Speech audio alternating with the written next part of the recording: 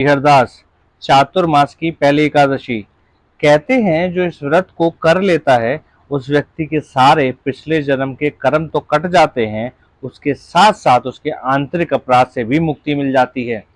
श्रावण मास कृष्ण पक्ष में आने वाली एकादशी को कामिका एकादशी कहा जाता है। इस वर्ष ये एकादशी सोमवार 21 जुलाई 2025 को पड़ रही है। कामिका एकादशी भगवान विष्णु को समर्पित है। इस दिन लोग शंख चक्र गदा धारण करने वाले भगवान विष्णु की विधि विधान से पूजा करते हैं।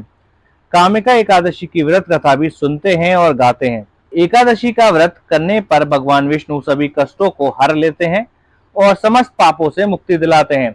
इस व्रत को करके मनोवांछित फल प्राप्त कर सकते हैं। साथ ही कामिका एकादशी के दिन तीर्थ स्थलों में स्नान करके दान करने वाले कार्य को बहुत ही पुण्य माना गया है। इस व्रत को करने से प्राप्त फल एक अश्वमेध यज्ञ से मिलने वाले फल के बराबर माना गया है। कामिका एकादशी के दिन भगवान विष्णु का पूजन करने से पितृ प्रसन्न होते हैं और व्यक्ति के जीवन में आने वाले कष्ट भी दूर हो जाते हैं। सावन माह में जो लोग भगवान विष्णु की पूजा करते हैं उनके द्वारा गंधर्वों और नागों की पूजा स्वतः संपन्न हो जाती है। इस कथा सुनने मात्र से यज्ञ करने का समान फल मिलता है। तो आइए जानते हैं कब आ रही है एकादशी और उसके शुभ मुहूर्त क्या क्या हैं। एकादशी तिथि प्रारंभ हो रही है 20 जुलाई को दोपहर 12:12 से। एकादशी तिथि समाप्त होगी 21 जुलाई को प्रातः 9:38 पे। एकादशी व्रत तिथि रहेगी 21 जुलाई 2025 सोमवार को। पारण का समय अगले दिन 22 जुलाई को 5:30 से 7:05 तक का रहेगा सुबह। पारण के दिन द्वादशी तिथि समाप्त होगी प्रातः 7:05 पर। ब्रह्म मुहूर्त 4:14 सुबह से लेकर 4:55 तक रहेगा। अभिजीत मुहूर्त दोपहर 12 बजे से 12:55 तक रहेगा। गोधूली मुहूर्त शाम 7:17 से 7:38 तक रहेगा। अमृतकाल 6:09 से 7:38 तक रहेगा। विजय मुहूर्त 2:44 से लेकर 3:39 तक रहेगा। प्रातः संध्या का समय सुबह 4:35 से 5:36 तक रहेगा। साया संध्या का समय 7:18 से 8:20 तक का रहेगा। राहु काल 7:19 से सुबह 9:02 तक रहेगा। कामिका एकादशी व्रत करने से जीवन कुयोनि को प्राप्त नहीं होता और विष्णु जी को तुलसी अर्पित करने पर समस्त पापों से मुक्ति मिल जाती है।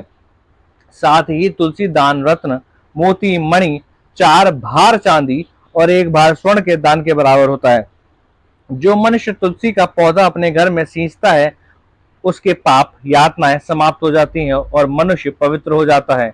पद्म पुराण के अनुसार भगवान श्री कृष्ण युधिष्ठिर को एकादशी का महत्व समझाते हुए कहते हैं कि जैसे नागों में शेषनाग, पक्षियों में गरुण और देवताओं में श्री विष्णु, वृक्षों में पीपल तथा मनुष्यों में ब्राह्मण श्रेष्ठ है, उसी प्रकार संपूर्ण व्रतों में एकादशी श्रेष्ठ है। कामिका एकादशी व्रत विधि: सुबह जल्दी उठकर शौच आदि से निवृत्त होकर स्नान करें और व्रत का संकल्प लें। गंगा जल से भगवान विष्णु जी की प्रतिमा को नहलाएं। भगवान विष्णु का स्मरण, पूजा और स्तुति दीपक जलाकर करें। तुलसी जी के पत्तों को अर्पित कर विष्णु जी की आरती करें। भगवान विष्णु जी के समक्ष दीप जलाकर शाम को आराधना करें। विष्णु जी के सहस्त्र नामों का पाठ करें।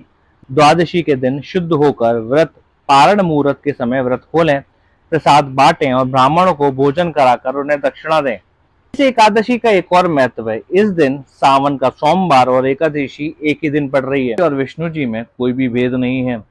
ये दोनों एक दूसरे के ईश्वर भी हैं, सेवक भी। इसलिए शिव जी और विष्णु जी में भेद नहीं करना चाहिए।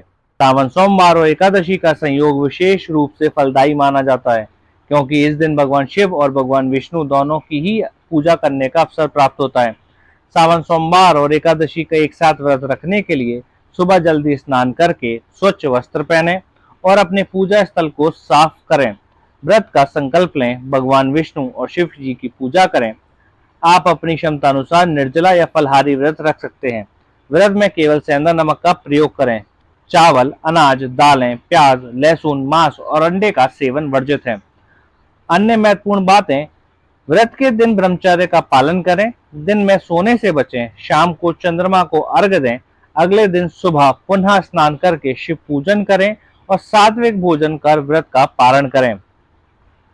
सावन सोमवार और एकादशी का व्रत एक साथ होने पर हरिहर सिद्धि योग कहलाता है और ये बहुत ही शुभ माना जाता है। यह योग पिछले जन्मों के कर्मों को शुद्ध करने और आध्यात्मिक उन्नति में सहायक है। इस दिन उपवास रखने से शरीर, मन और आत्मा को शांति मिलती है। कामिका एकादशी के दिन व्रत रखने से पिछले पापों का नाश होता है और मोक्ष की प्राप्ति होती है। नियमों का पालन करते हुए व्रत करने से भगवान शिव और विष्णु दोनों की ही कृपा मिलती है।